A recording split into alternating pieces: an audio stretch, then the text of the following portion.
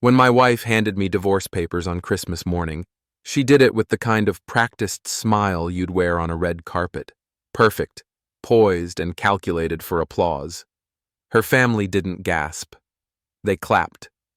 Her mother actually cheered like I'd just died and made room at the table. Her brother toasted with espresso, and her cousin smirked while filming the whole thing on her phone. It wasn't a shock. It was a ceremony, one they had clearly rehearsed. And I wasn't the husband, I was the prop. But the mistake they made, the one Serena still can't accept, is thinking I was unarmed. Because while they were perfecting the punchline, I was drafting the legal kill shot. While they prepared champagne, I was preparing the eviction notice. I didn't shout. I didn't cry. I smiled back, slid a white envelope across the table, and watched her manicured hands tremble as she opened it. It wasn't revenge. It was precision. And it was just the beginning. Before we dive into today's story, take a moment to share where you're watching from. We love seeing how our stories bring people together from every corner of the world. Your thoughts and comments are what make this community so special, and we're truly grateful to have you here. If you haven't already, don't forget to hit that subscribe button and turn on notifications so you never miss a new story filled with drama, resilience, and unexpected twists. Now, settle in, get comfortable, and maybe grab your favorite drink because this is a tale you won't want to miss. Let's get started. The moment she handed me the envelope, I already knew what was inside. Serena didn't move like someone carrying a surprise. She moved like a performer about to take a bow.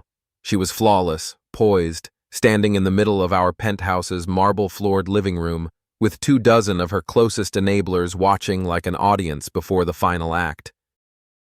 White silk dress, blood-red nails, and a champagne flute she never touched. My name on her lips was less a greeting and more a eulogy. "Happy holidays," she said, holding the envelope like a gift. I took it, opened it, and read the first line. Petition for dissolution of marriage. Her mother started clapping first. It was sharp, confident, like she was applauding herself. Then Alaric, Serena's brother, raised his glass in mock celebration. Cassia laughed behind her phone screen, already uploading the moment to whatever curated social feed she lived on. Nobody looked surprised. Nobody flinched, because this wasn't a rupture, it was a reveal. The finale they'd all been waiting for. I stood there, the center of their ceremony, a man meant to collapse. And they waited, for me to shout, for me to cry, for me to do anything but stay quiet. Serena's smile pulled tighter. The silence dragged just a little too long. I folded the papers neatly and set them on the edge of the table, beside a silver platter of untouched caviar. "Well," I said, reaching into the inside pocket of my jacket. "Since we're exchanging gifts today." Her expression barely changed, but her eyes followed my hand. I placed a second envelope on the table, crisp, white, embossed seal. "This one's for you." Serena's fingers hesitated at first. Then she picked it up, too fast, like she needed to keep control. She opened it, unfolding the document carefully, as if some part of her still assumed she would stay in charge of the narrative. Her face broke first. Her fingers curled as she reread the header. Notice of termination of tenancy. 30 days to vacate. Ivy Vale's brow furrowed. "What is this?" she asked, her voice clipped. Serena read silently, scanning the legal language that stripped her of address, stability, and assumption. Her mother leaned over. Alaric peered at the page. "I don't understand," Serena finally said, her voice thinner now. "We live here. You can't evict me. This is our home." "No," I said quietly but clearly. "It's my home, purchased under a private trust 2 years before we married. Your name's not on the deed, not on the mortgage. You've never paid a cent toward it. But I didn't let her finish. You serve me divorce papers on Christmas morning in front of your family. Fine. But don't look surprised that I came prepared. This apartment is no longer yours to enter, let alone live in. You have 30 days. Cassia stopped recording. The room, just minutes earlier filled with smug smiles and artificial warmth, grew colder than the glass windows framing the San Francisco skyline. Ivy moved first, adjusting her posture, clearing her throat, trying to salvage what was left of the moment. Alaric didn't blink. Cassia sat down slowly. I've contributed, Serena said, her voice rising now. You can't just erase me like this. I pulled my phone from my pocket, opened the app, and turned it toward her. This is my mortgage payment history, I said. Every dollar from my account. Property taxes, insurance, utilities. Show me one transaction, just one, from yours. She froze. Her hands were still trembling. Her eyes flicked from the screen to the papers in her hand, then to her family. She's contributed emotionally, Ivy interjected. This is your wife you're humiliating. She tried to humiliate me, I corrected. I just didn't let her. I stepped back, letting the silence breathe. The walls of this penthouse, once her backdrop for endless selfies and dinner party bragging rights, now felt cavernous. Every inch of space suddenly belonged to the person who paid for it, maintained it, lived honestly in it. And that person wasn't Serena. I looked at her, really looked at her, and realized she'd been building this moment for months. She wanted drama. She wanted to break me publicly. She wanted to win the narrative and then parade it on social media with a smirk and a caption about reclaiming power. But she never imagined I'd see it coming. Or worse, that I'd respond with something colder than rage, a prepared strategy. Serena looked down at the eviction notice again, her mouth opening slightly as if she might appeal to emotion. You planned this, she said, quieter this time. Her voice shook. You knew. I suspected, I said. When you started coming home late 3 nights a week, when you hid your phone and changed your passwords, when you forgot which lie you told about where you were. Graham? Cassia whispered under her breath. It wasn't quiet enough. Ivy turned sharply. Serena's jaw locked. She stepped toward me, that familiar entitlement returning to her voice. You think you can kick me out just because you're hurt? I'm not hurt, I said. I'm done. Her posture collapsed slightly. She wasn't used to this version of me, the one who didn't argue, didn't plead, the one who built walls as quickly as she built illusions. I had no interest in sparring. I had documentation, court filings, and a team of professionals. What I didn't have anymore was space in my life for someone who mistook cruelty for confidence. Ivy stood, her tone hard. This isn't the time or place for legal warfare, Noah. It's Christmas. No, I said. It's the day your daughter tried to gut me in front of you, and the only reason you're shocked is because you thought I wouldn't defend myself. She said nothing. Serena looked around the room. Her people, the ones who'd cheered her move just 15 minutes ago, now shifted uncomfortably, quietly calculating whether this was still her victory. I looked at her, one final time. You can keep the narrative, the edits, the friends who stayed out of frame, but the property, the child, the truth, those stay with me. I walked toward the kitchen, past the untouched plates of catered food, past the custom wreath she hung for aesthetics, not sentiment. I poured myself a glass of water. Behind me, she stood holding eviction papers, dressed in white like a bride at the wrong altar. The room had flipped. She wanted fireworks. I gave her silence. She wanted control. I gave her consequence. And this was only the beginning. The penthouse had never felt this quiet before. Not even in the early mornings when I used to wake alone while Serena still slept off whatever gallery opening or dinner party she'd drifted through the night before. This quiet wasn't peaceful. It was surgical. Every surface seemed sterile. Every piece of furniture too symmetrical. The curated perfection she'd spent months designing felt suddenly artificial, like a showroom for a life no one actually lived in. It was late afternoon now. Most of the guests had trickled out in awkward clusters after the eviction notice. The room that had once held toasts and laughter was stripped of noise, like the party had been vacuum-sealed and shelved. Only the core remained. Serena, her mother Ivy, her brother Alaric, her cousin Cassia, and me. Serena sat at the edge of one of the velvet dining chairs, legs crossed, cigarette in hand. She didn't smoke, not really, but she lit one anyway, as if the gesture might give her an aura of poise. Ivy reclined at the opposite end of the table, her posture composed but fraying at the edges. Alaric had his phone out, thumb flicking across the screen, no doubt already scanning for damage control headlines. Cassia hovered by the bar cart, still as a photograph, eyes darting between us. No one spoke. I stood near the custom sideboard, tracing the edge of a drawer with my thumb. Then I opened it. "You think this is about spite?" I said, pulling out the black leather folder. "It's not. It's about facts." I placed the folder on the dining table with a soft thud. The room didn't breathe. Serena stared at it. Her lips parted, then closed again. I unfastened the clasp and opened the file.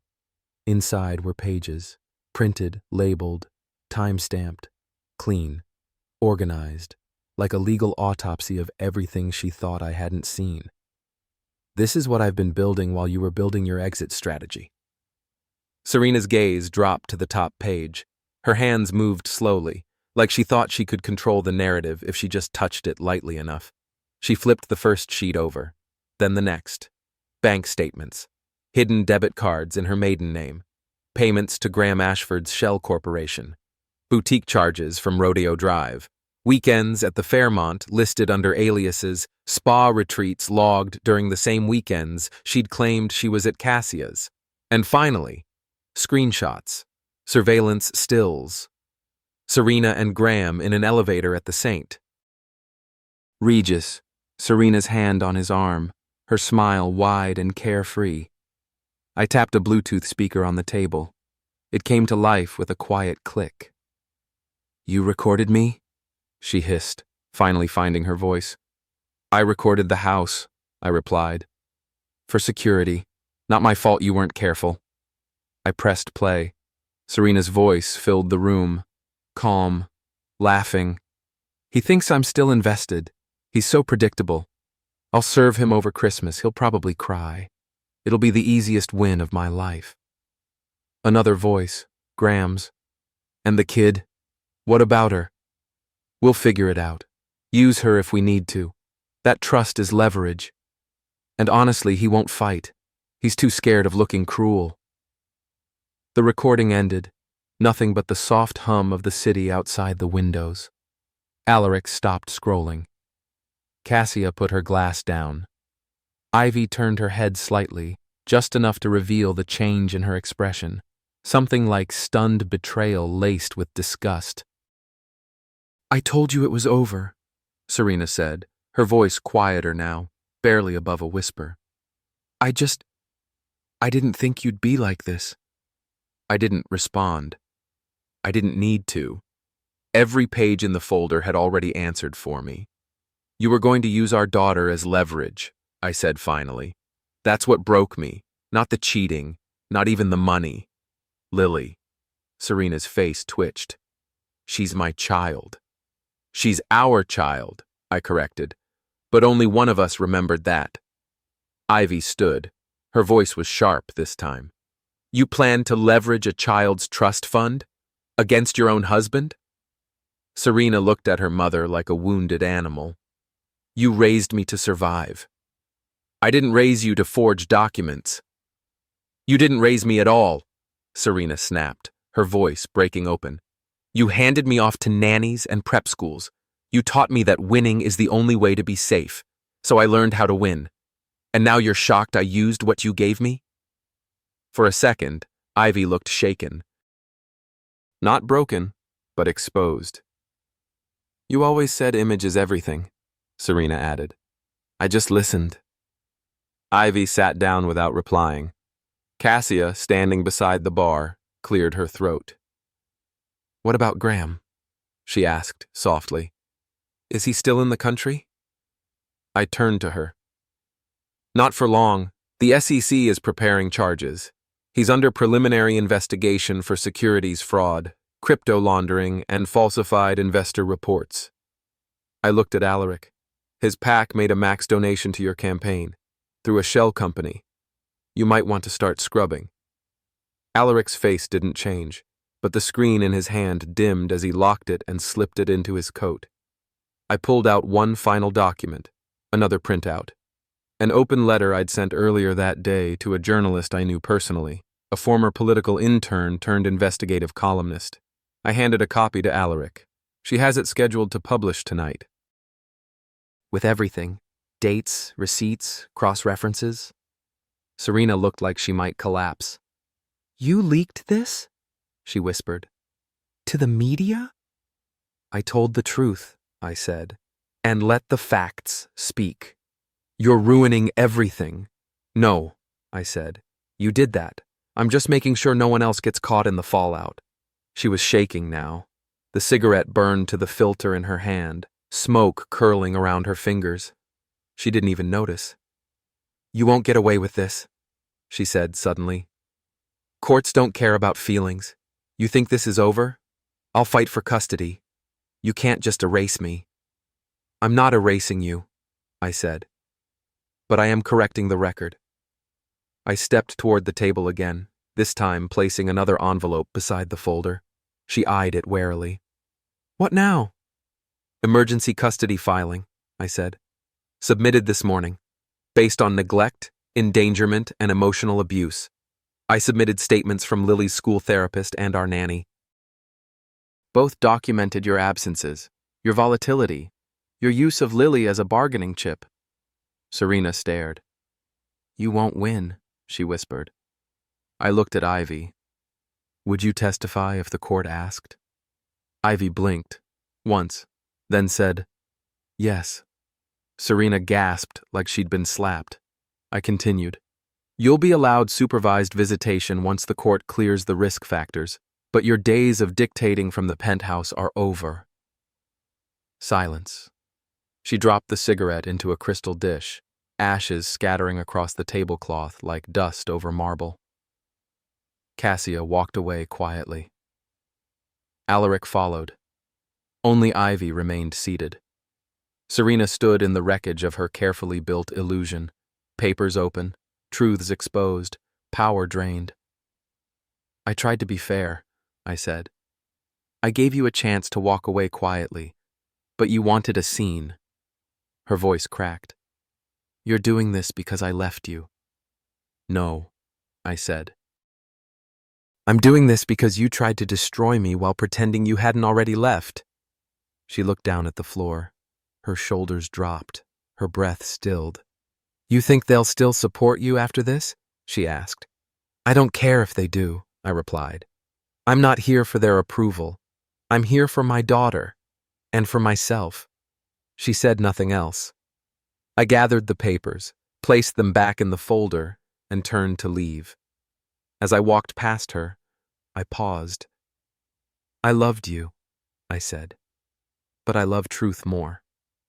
Then I walked out. I hadn't slept in 2 days, not because I couldn't, but because every time I tried, I'd feel the weight of everything Serena had done crawling through my bloodstream like ice water. Betrayal doesn't whisper, it drills through your bones. And now that the fallout had begun, I was too alert, too aware, too wired to collapse.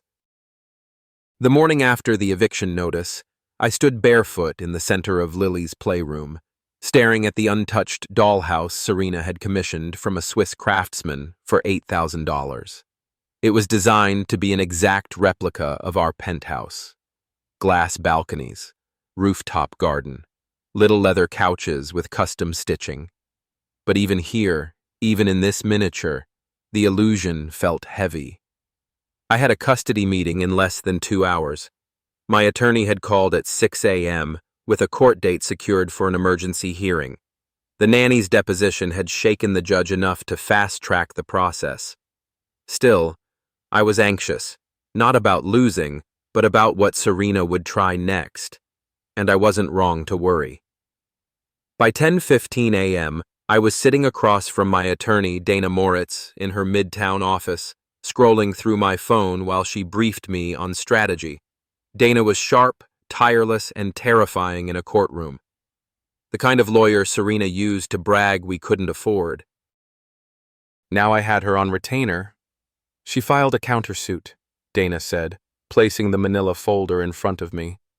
Of course she did, I muttered. On what grounds? Dana opened the folder. Defamation, emotional distress, claims you orchestrated a public character assassination on Christmas and that your actions jeopardized her mental health and social reputation. I nearly laughed. She coordinated a theatrical divorce ambush with her entire family as the audience. Now she wants sympathy? Dana looked at me over her glasses. She wants leverage. She's trying to muddy the waters. If she can make you look like a vindictive husband, it weakens your custody position. It's a play for sympathy and optics. She's grasping, I said. She's also dangerous, Dana replied. We need to stay clean. No leaks, no counterattacks online. Let the facts do the work. Just then, my phone buzzed. A text. Cassia Vale. You need to see this. Check Serena's Instagram story. Now. I opened the app, fingers cold with adrenaline. The story was less than 10 minutes old. Serena was in a soft-lit room, maybe a hotel suite, her face artfully tear-streaked, makeup smudged just enough to look tragic but pretty. The caption read, "Sometimes the people we trust most are the ones who turn on us when we're most vulnerable. All I ever did was love and support. Now I'm fighting to see my daughter.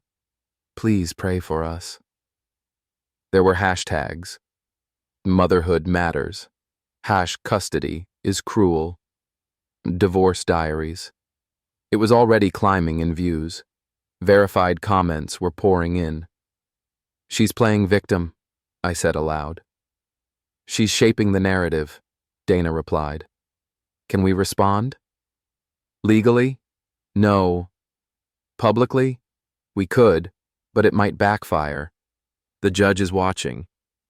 I stared at the screen. Then we wait. But waiting wasn't easy. By the time I left Dana's office, Serena's post had been shared by 3 parenting influencers, 1 lifestyle magazine, and a celebrity who'd once attended one of her art fundraisers. The sympathy wave was rising fast, and behind it, a coordinated PR campaign had begun. By 3:00 p.m., I was already fielding texts from acquaintances I hadn't spoken to in years. One of them read, "Just saw Serena's post. I'm shocked. Didn't know you were going through it. Praying for peace for both of you." Another, "Man, rough seeing all that on social. Hope you're holding up. Wasn't expecting you to go nuclear on Christmas." I wanted to scream, but I didn't. I couldn't afford to. Instead, I got to work. That evening, I invited Cassia to meet me at a private lounge in Soho, neutral ground, quiet, discreet. She showed up in oversized sunglasses and a trench coat, the kind of outfit someone wore when they didn't want to be recognized but hoped to be photographed. She slipped into the booth across from me and dropped her phone on the table. "She's weaponizing grief," Cassia said without preamble. "And people are eating it up." "You sound surprised." "I'm not, but I'm still pissed." I raised an eyebrow. "Why?" "She dragged me into the Graham thing," Cassia said. "Said I helped cover for her, that I enabled the affair by distracting you with family events while she met him." My stomach clenched. "She what?" Cassia nodded. "She's trying to wash her hands. She's rewriting the timeline to make herself look like a confused woman who was manipulated by everyone, including Graham and me. She's burning her own people." "She always does when she's cornered," Cassia said. "But this time, she scorched the wrong one." She opened her phone and pulled up a folder titled Vault. "I recorded her," Cassia said calmly. "Weeks ago. She didn't know. But I knew she was getting messy, and I wanted backup." She tapped play. It was Serena's voice again, calm, smug, terrifying. "He's so desperate to be seen as the good guy. That's why I'm going to blindside him. He won't see it coming. And Cassia, don't act like you're innocent. You kept him busy while I made plans. That's partnership." Cassia paused the clip. "There's more," she said. "But this is enough to show manipulation, premeditation, and that she had no intention of co-parenting peacefully." I stared at her, jaw tight. "Why help me now?" I asked. "Why not just stay out of it?" Cassia's expression shifted, softened, maybe. "Because I saw what she was doing to Lily, and to you, and because I'm tired of watching this family implode while pretending it's perfect." Serena crossed a line, "And I'm not covering for her anymore." I nodded slowly. "Will you testify?" She didn't flinch. "Yes." By the next morning, we submitted the audio recordings to Dana. Within hours, Dana had filed a supplemental evidence motion and shared the contents under seal with the family court. The judge's office replied with an updated hearing time, 9:30 a.m. Monday, 2 days away. That night, I stood in Lily's room again, staring at the ceiling stars she loved so much. She wasn't with me, still required to split time under the default joint agreement until the court ruled otherwise. The house was too quiet without her laugh, without the thud of her tiny feet running across the hallway. I looked around and realized something else. Serena had never truly lived in this space. Her art books were untouched on the shelves. Her perfume bottles sat unused on the vanity. The only traces of life here were Lily's toys, Lily's drawings, Lily's photos. She was the only thing real in a world of marble countertops and curated dinner parties. When I picked her up the next morning from Serena's temporary apartment, paid for by Serena's cousin's company under a corporate relocation excuse, Lily seemed tired, withdrawn. "She cried for you all night," the nanny whispered as she buckled Lily in. "Said she didn't understand why you weren't together anymore." My heart cracked. Later that evening, as Lily and I built a fort out of cushions and blankets in the living room, she asked something that broke me entirely. "Daddy, did Mommy leave because of me?" I froze. I took her hand, looked her in the eyes. "No, baby. Mommy and Daddy just see the world differently. But we both love you." She nodded slowly, accepting it the way children do, trusting because they don't yet know how deep lies can go. I tucked her in early and stayed by her side until she fell asleep. Monday arrived like a hurricane. At 9:30 a.m., the courtroom was tense. Serena sat with her attorney, hair flawless, dress understated, face full of practiced sadness. Dana and I took our place at the petitioner's table. The judge entered, gray-haired, no nonsense. Within 5 minutes, he was reviewing the audio evidence. Then the nanny's written statements. Then the list of financial inconsistencies Serena had never disclosed to the court. "Ms. Vale," the judge said, "do you deny this is your voice on the recording?"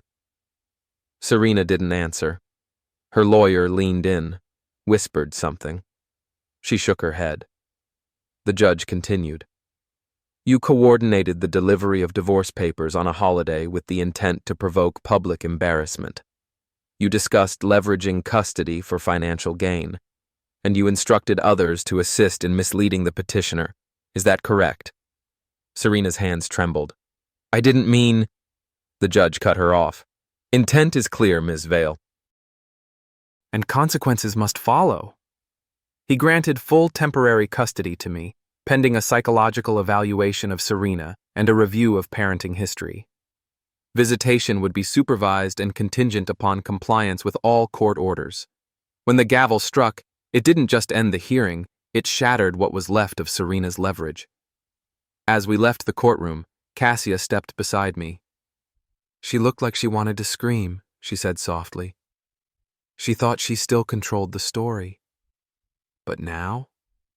I looked down the courthouse steps where Serena sat on a bench, crying into her hands. Now the story's telling itself, I said. The day after the court ruling, the silence in the penthouse felt heavier than before. Not peaceful, but pressurized, like the calm before a second explosion. Lily was with me now, full time, but Serena still had the right to call once a day and see her under supervision on weekends, in theory. But 2 days passed, and there were no calls. No attempts to schedule a visit, just silence, and a growing trail of digital footprints she left behind. She had gone quiet in the court, but online? Serena was fuming. By Thursday afternoon, her Instagram was a slow burn wildfire. She'd deleted her original sob post and replaced it with a professionally produced black and white reel, soft piano in the background. Serena, bare-faced, tearful, speaking directly to the camera. All I ever wanted was to raise my daughter in love. What I got instead was judgment, control, and cruelty. It was viral in 6 hours. I stared at the video in Dana's office, jaw tight. She's manipulating public sentiment, Dana said, lips pursed.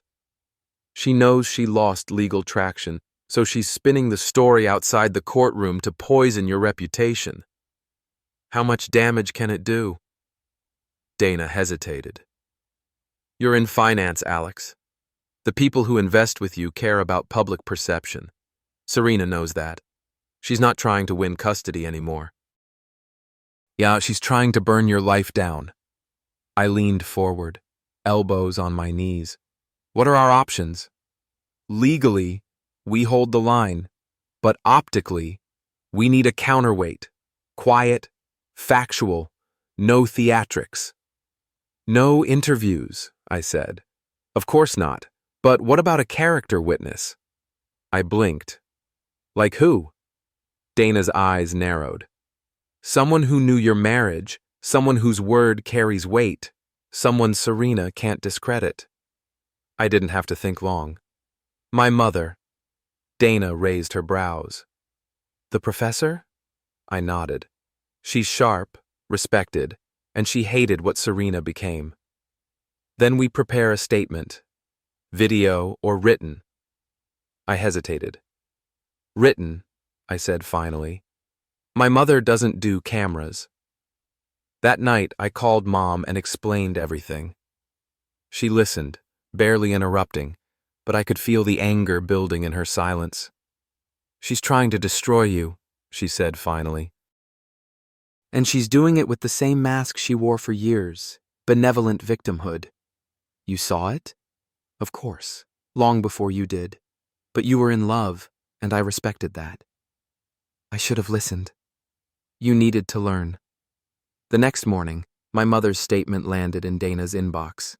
A precise, thoughtful, measured account of Serena's manipulation over the years, from the public charity events where Serena took credit for Alex's donations, to the private dinner parties where she humiliated him for being too quiet or too methodical. It wasn't a hit piece. It was a mirror held up to Serena's image, and it reflected nothing but strategy. Dana released it as an open letter to the court and to the family mediation board. We didn't publish it. We didn't need to. The media picked it up anyway. That weekend, as Lily and I walked through Central Park with 2 security guards trailing discreetly behind us, I noticed Serena trending, for the wrong reasons. Hashtags like #TruthBehindTheTears and #VeilFacade were gaining traction.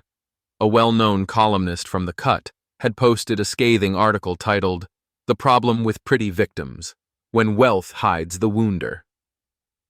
It dissected Serena's online persona and compared it to the facts from the custody hearing, the audio tapes, the financial documents, the testimony from the nanny. It was brutal, clinical, and it shattered her illusion. By Monday, her PR team had gone dark. Comments on her videos were limited. A few influencers who had initially backed her had quietly deleted their supportive posts. I should have felt vindicated. Instead, I felt numb. Because this wasn't just a game of optics anymore. It was war. That same night, I received a phone call that jolted everything off its axis.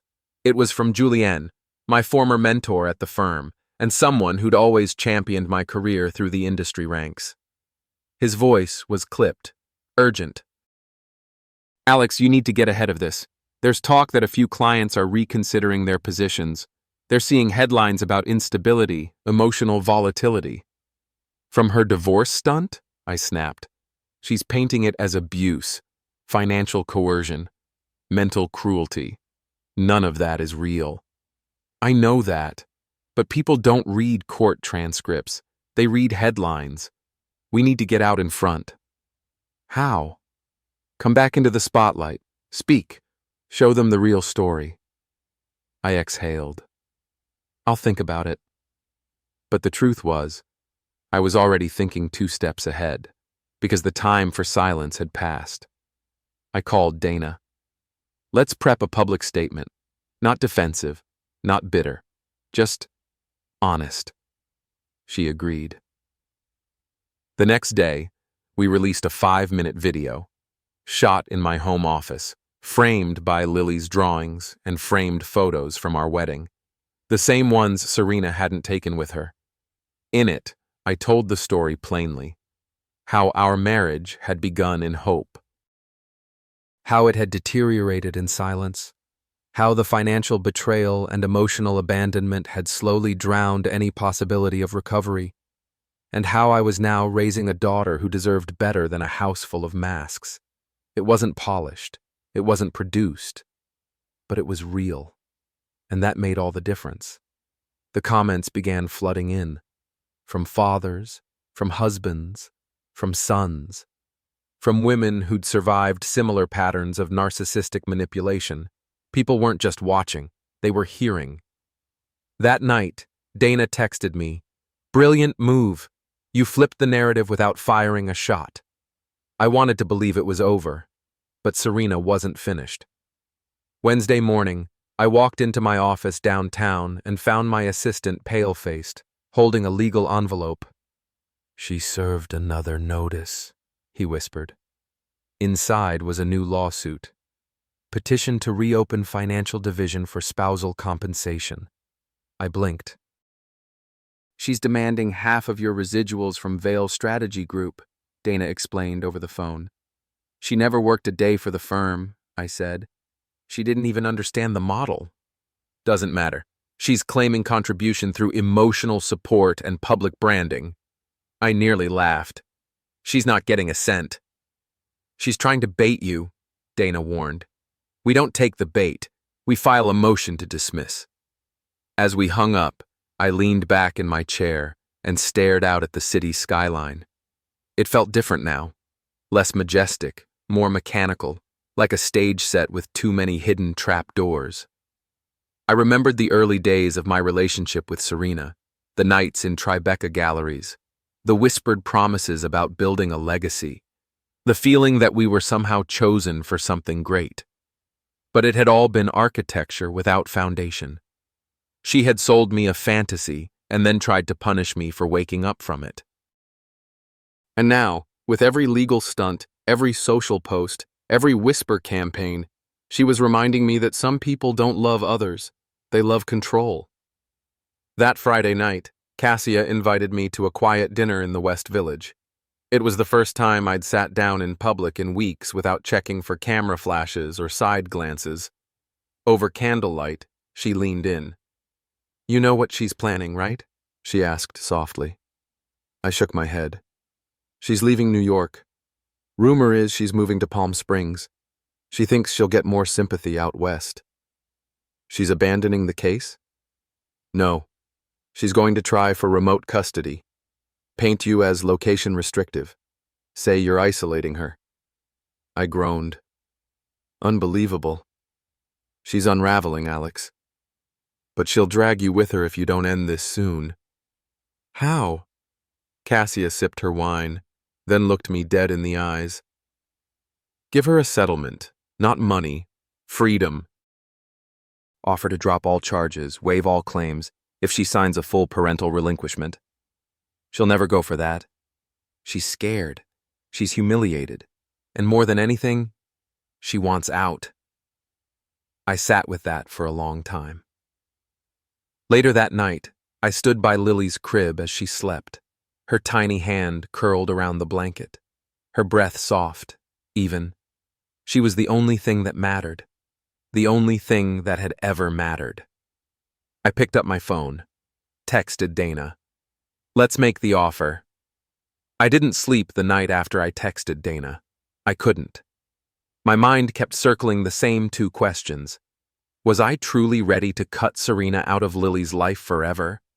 And more hauntingly, was I ready to let her go without one last strike? By morning, my decision had hardened. It wasn't about punishment anymore, it was about protection. The proposal Dana drafted was precise, stripped of emotion. Serena would sign full parental relinquishment and drop all outstanding financial claims.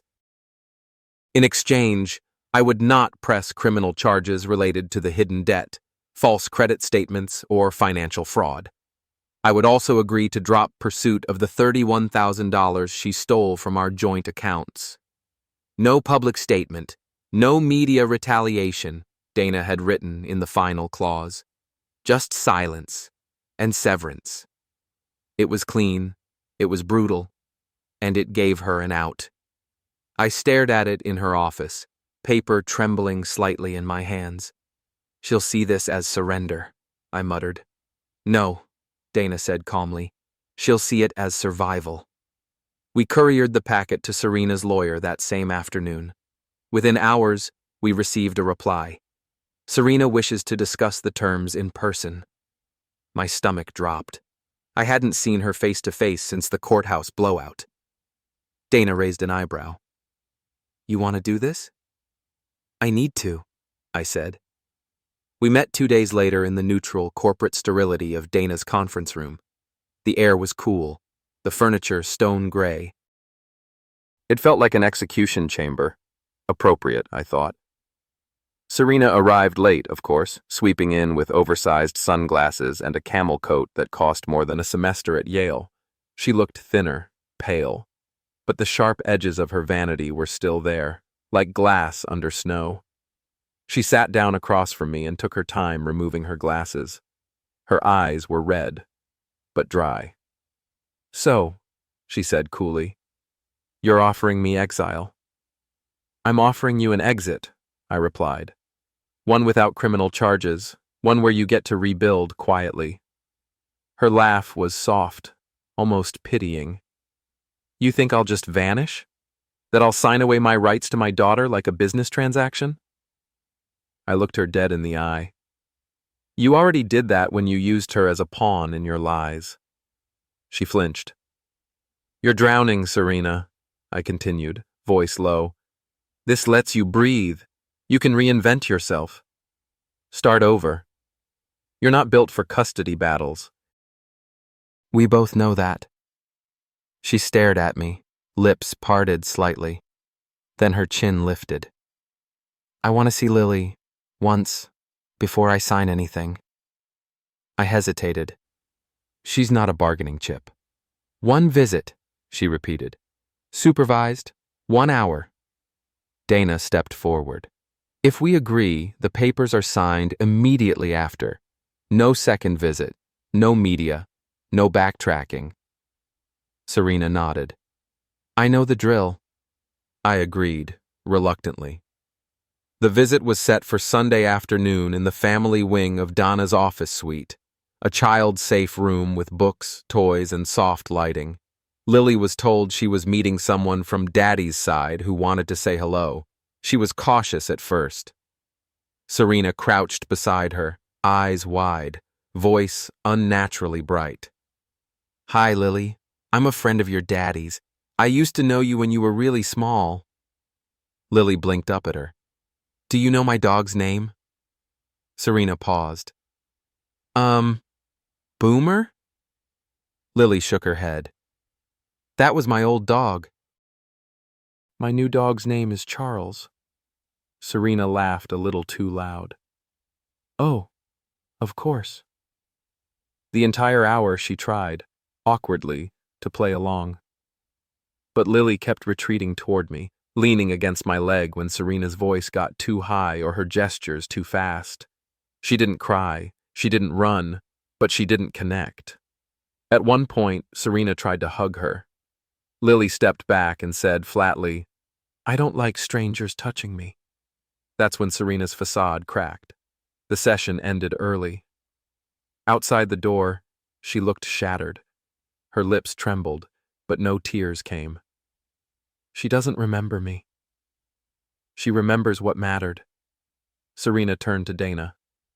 I'll sign. The documents were executed that night. By 9:30 p.m., I had full and permanent legal custody of Lily. All Serena's claims were nullified. Financially, she got nothing. No spousal support. No share of the company. No rights to future residuals or property. Not even a public, amicable statement. She had been erased. By her own hand. But I felt no triumph, only release. Days passed. Life resumed. Lily's routine settled into calm normalcy. School, art club, bedtime stories. Her laughter returned, fuller, louder. She slept better, ate better. She stopped asking about Serena. Then, on a Wednesday evening, I got a message from Cassia. You'll want to see this. Attached was a screenshot from Serena's personal blog, recently revived. The title, "The Day I Lost Everything, How Grief Taught Me to Heal." The post was long, flowery. It described her fall from grace, but painted it as a consequence of loving too hard and being punished for imperfection. There was no mention of the fraud, the gambling, the abuse, only phrases like emotional weaponization, narcissistic gaslighting, and legal silencing. My name was never mentioned, but the implication was clear. She was the wounded dove, and I was the stone that broke her wing. I sent it to Dana. She called within minutes. She's pushing boundaries again. It's vague enough not to trigger defamation, but if it spreads, it'll poison the well. She doesn't have custody anymore. She has something else. Followers. What do we do? Dana was silent for a moment. Then, we play the long game. A week later, an exposé dropped in Vanity Fair. It wasn't from me. It was Cassia. Under a pseudonym, she published a deep dive piece titled "The Darling Disaster," when a socialite's lies undid her legacy. It chronicled Serena's rise in elite circles, her carefully curated image, the manipulation of narratives, and, most damningly, direct statements from former friends, event planners, and her ex-PR team. There were screenshots, canceled invoices, testimonies. The piece never said she was abusive. It didn't have to. The pattern was clear. By Friday, Serena's blog was taken down. By Sunday, her podcast was suspended. By the end of the month, she was gone. Socially, digitally, economically, erased again. Only this time not by my hand. One night, Lily sat beside me on the couch, sketching with crayons while I read emails. She tapped my arm. "Daddy? Yeah? Is the lady with the red coat ever coming back?" I blinked. "You mean from Dana's office?" She nodded. She was sad. I paused. "She won't be coming back, sweetie." Lily thought for a second. "That's okay. Sad people don't always stay forever." I kissed her forehead. "You're smart. You know that?" She smiled. "You tell me every day." It's strange the way endings arrive. Not always with door slams or fireworks, but with fading echoes, quieter mornings, and a little girl who stops asking questions. Serena had tried to dismantle my life. She'd used every tool, family, law, media, perception, and I had responded not with rage, but with precision. Now, as spring settled over Manhattan, and Lily chased bubbles on the rooftop garden Cassia had helped design, I realized the most powerful thing I'd ever done wasn't winning. It was surviving. I was brushing Lily's hair one Thursday morning in late April when Dana called again. She filed a motion. I paused mid-stroke. For what? Dana's voice was steady but tight. She's trying to rescind her voluntary relinquishment, claiming emotional duress, that she didn't have full legal capacity to understand what she was signing. The brush fell from my hand. She already signed away parental rights. What judge would She's filing pro se. No attorney this time, but she managed to get a temporary hearing scheduled. I stared at my reflection in the hallway mirror. I looked exhausted, worn, thinner, older than I felt. Serena had already done enough. This felt like a last swing from a falling opponent, wild but dangerous. Date? Next Thursday, downtown Superior. I'll be there, obviously. But if she plays the reformed mother card, tears, therapy records, social media posts about trauma, it could get traction. Even with the fraud? It's not a criminal case, it's a civil motion. Family court judges don't always follow logic. They follow best interest of the child. You need to be presentable, prepared, and calm. The courtroom smelled like wood polish and old grief. Serena sat 2 benches ahead, in a dove-gray blouse, hair tied in a loose braid, no makeup. A different woman, remade for sympathy. When she looked back and caught my eye, her face twitched, not with hate, not even regret, just hope. My jaw tightened. The hearing was brief. The judge, a tired-looking woman in her late 50s with reading glasses and a sharp tongue, let Serena speak uninterrupted. I was in a mentally fragile state when I signed those documents, Serena said, her voice low but clear. I wasn't on medication. I had just lost access to my daughter. I wasn't thinking rationally. I believed it was the only way to avoid jail, and I thought I would get another chance someday. Dana stood next. Your Honor, Ms. Sterling was represented by counsel during the agreement. She signed willingly, with full awareness of the legal consequences. She even requested a final supervised visit. This is not a case of misunderstanding. This is a case of regret, and it's not grounds for rescission.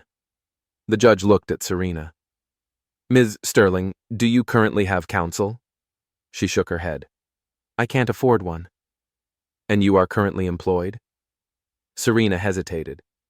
Not formally. I freelance. Do you pay rent?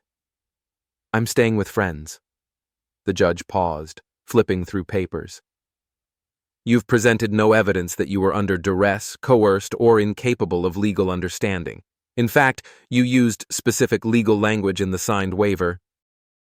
Furthermore, you've made no formal complaint until now, weeks after execution. Serena blinked hard. My daughter doesn't even remember me, she whispered. That may be true, the judge said gently, but it's not this court's job to rewrite final orders because they hurt. Bang of the gavel. Motion denied. Serena left the courtroom alone. I watched her walk out. No entourage, no family, no press. The heels that once clicked like power had worn down to rubber slaps on tile. Outside, Dana exhaled slowly. I half expected her to fall apart right there. I didn't reply. I was watching the exit, wondering what came next. Then my phone buzzed. Cassia. She reached out to me. We met at Cassia's loft that evening. She handed me her phone. The message from Serena read, I didn't know who else to talk to. I just wanted to say goodbye to someone who knew me before I ruined everything. Cassia looked at me. She's not asking for help. She's asking for a witness. What do you think she wants? A chance to not be erased. I turned her phone back toward me. There was a second message. Tell him I'm sorry. I don't expect forgiveness, but I wanted him to know I remember everything. The way he loved me. The way I broke it. I just wanted someone to know I'm still here. 2 days later, a package arrived at my building's concierge. No return address. No signature. Inside was a small, hand-bound notebook. On the cover, in faded gold lettering. For Lily. It wasn't dramatic. It wasn't a plea. It was a quiet record of memories. Serena's memories. Scattered pages of descriptions, events, drawings. Serena's version of the early years. How Lily smiled when she first saw snow. The time she spilled grape juice on the hotel piano in Miami. The weird way she used to call strawberries red moons. No defense, no bitterness, just fragments. At the end, one final line. I didn't know how to be a good wife. But for a little while, I tried to be a good mom. Maybe one day, when she's older, you'll decide whether she sees this. I trust your judgment more than I trust my own. I stared at it for a long time, then I locked it in the fireproof safe behind my office bookshelf. Maybe someday, maybe never. May rolled in with warm winds and a renewed silence. There were no new motions, no new blogs. Serena had gone completely offline. Cassia tracked her, discreetly. From what we could tell, she'd left New York entirely. The last trace was a plane ticket to Scottsdale. No social accounts, no LinkedIn, no press, just gone. The story faded like smoke, as if she'd never been a Sterling at all. But I remembered everything. I remembered the humiliation of Christmas morning, the clapping, the betrayal dressed as celebration. I remembered the moment her hands shook as she read the eviction notice. I remembered the truth pouring out in that living room, the silence of her family, the hard reset of their loyalty. I remembered Lily pulling away from her in that sterile playroom and whispering, I don't like strangers touching me. And I remembered the woman who used to sleep beside me turning into someone I no longer recognized. It took time, but healing did come. Cassia helped me rebuild the house, not just physically, but in rhythm. New furniture, new energy. The old framed wedding photo was replaced by one of Lily, covered in chalk dust, triumphant after a messy sidewalk masterpiece. I donated the designer suits Serena had left behind. I kept one silk tie. I didn't know why. Lily started asking fewer questions, then none at all. One night, months later, as we sat curled on the couch, she looked up at me. Will I ever see the red coat lady again? I thought for a moment. Maybe one day, if you want to, when you're old enough to decide. She nodded. Okay. Pause. I'm not mad at her, but I like our life now. I pulled her close. Me too, baby. And I meant it. I read the newspaper every morning with coffee again. I no longer checked my bank statements like I was waiting for a bomb to go off. I stopped having to explain myself to people who never saw me as enough. I started seeing someone. Slowly. Carefully. A man named Elias, an architect who loved old jazz, grilled cheese, and let Lily wear his glasses like costume props. There were no fireworks, just warmth. No secrets, no games. Serena never resurfaced. Not at the custody appeal deadline. Not on Lily's birthday. Not when the press ran a feature on Cassia's latest luxury development. She had disappeared the same way she had arrived, dramatically, and then completely. But the echoes stayed, and so did the lessons. One evening, I stood at the balcony of our penthouse, watching the city glow beneath me. Lily had fallen asleep after a school recital. Elias was cleaning up in the kitchen. Everything was still. I pulled the safe from the bookshelf, opened it, held the notebook. For Lily. I ran my fingers over the edges. I didn't open it. Not yet. But I didn't destroy it either. Not everything Serena left behind had to be erased. Just most of it. The past had taken enough. Now it was time to build forward, not as a victim, not as a survivor, but as someone who had finally, fully won. The rain started around 6 p.m., soft and steady, tapping lightly on the penthouse windows like a gentle reminder of everything that had passed. Lily had gone to bed early, exhausted from her school's science fair. Her project, a diorama of the solar system made from papier-mâché and glitter, won first place. She'd beamed all the way home, talking non-stop about orbits and Jupiter's red spot. It was the kind of evening that, years ago, would have been torn apart by tension, avoidance, or Serena's disappearances.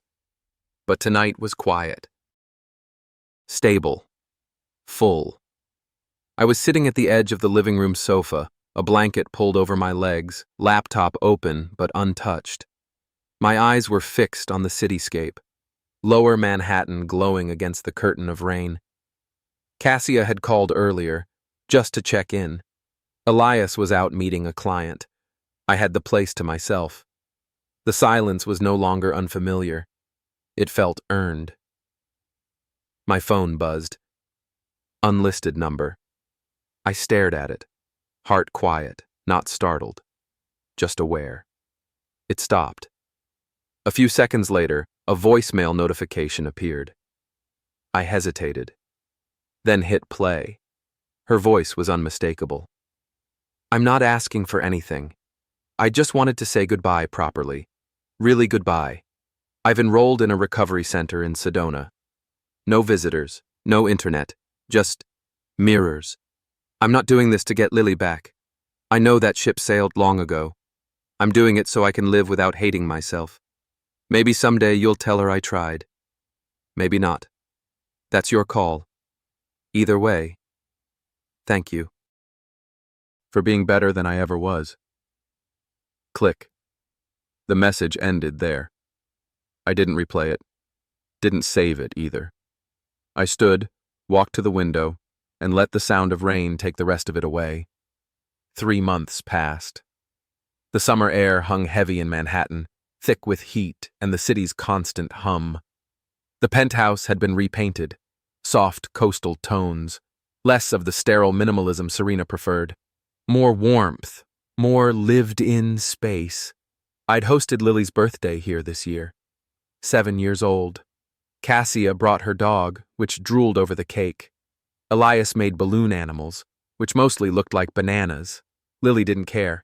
She laughed so hard her stomach hurt. Serena's name never came up. Not once. Not in passing.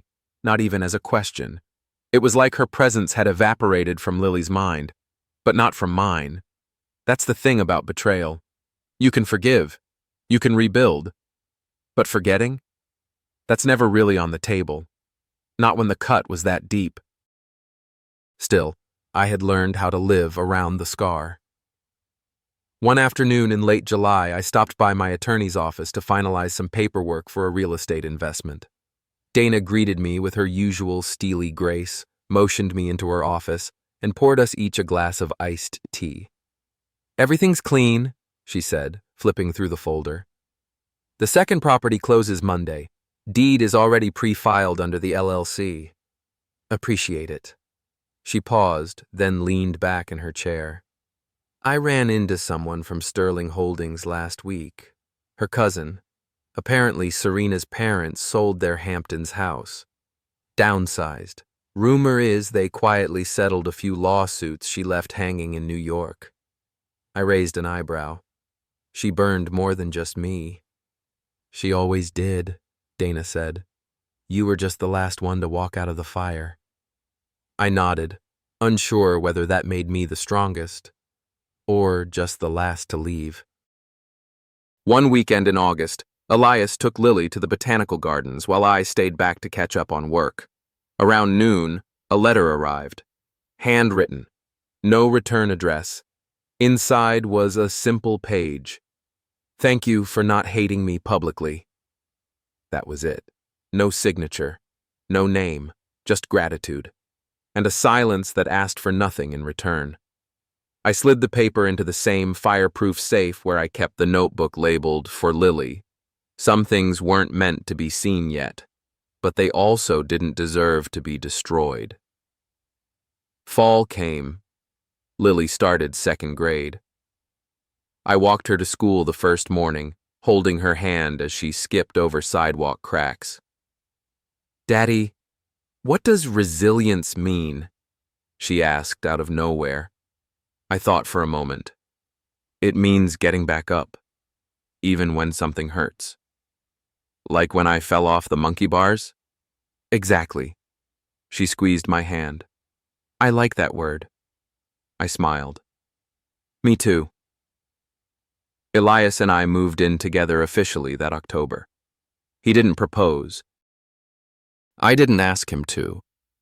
But there was something sacred in the decision to share toothbrush holders, to argue about thermostat settings, to write Lily's bedtime routine on a whiteboard together.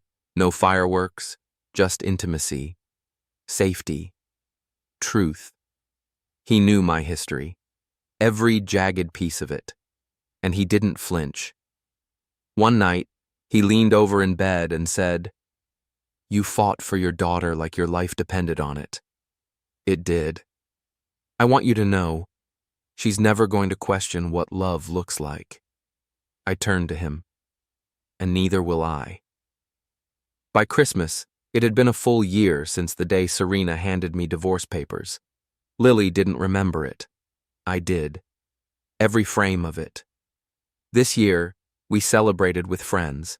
Cassia, Elias's siblings, Lily's best friend's family, warm lighting, homemade food, jazz in the background. No chaos, no deception, no performance.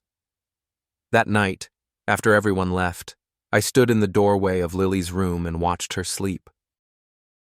She'd wrapped herself around the stuffed giraffe Elias had bought her at the Central Park Zoo. Her mouth was open slightly, her forehead relaxed. This was what victory looked like. Not a courtroom ruling, not a press release, not a gavel bang, but peace.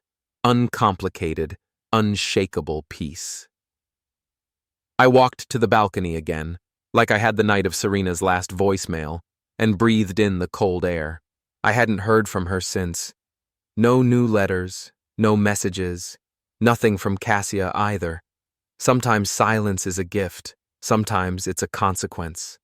But this life I was living now, it wasn't built on vengeance.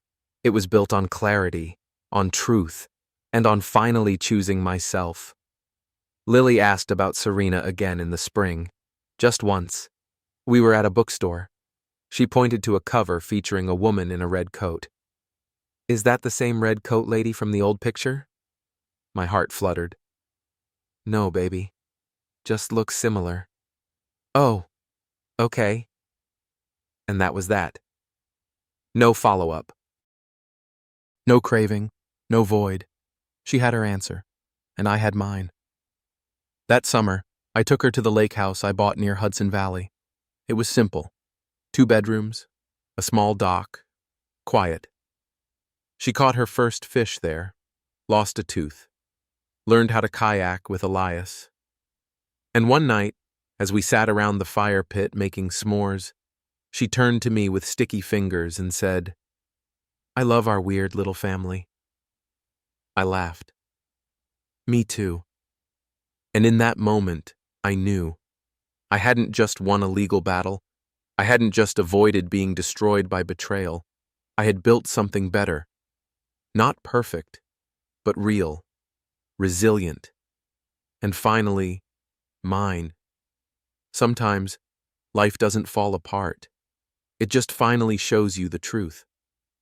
Not all battles are loud. Some are fought in silence, in courts, in conversations never had, in nights spent alone choosing not to break.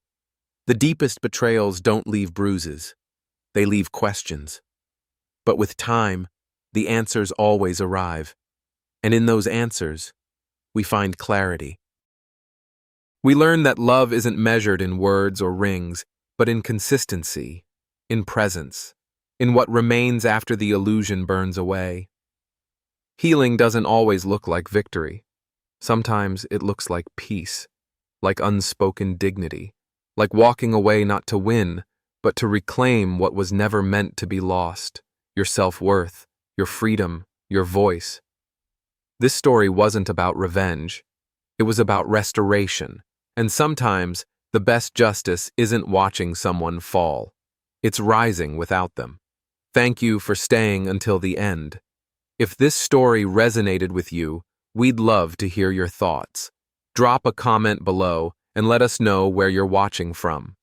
Don't forget to subscribe and turn on notifications so you never miss a new story filled with emotion, resilience, and unexpected truth.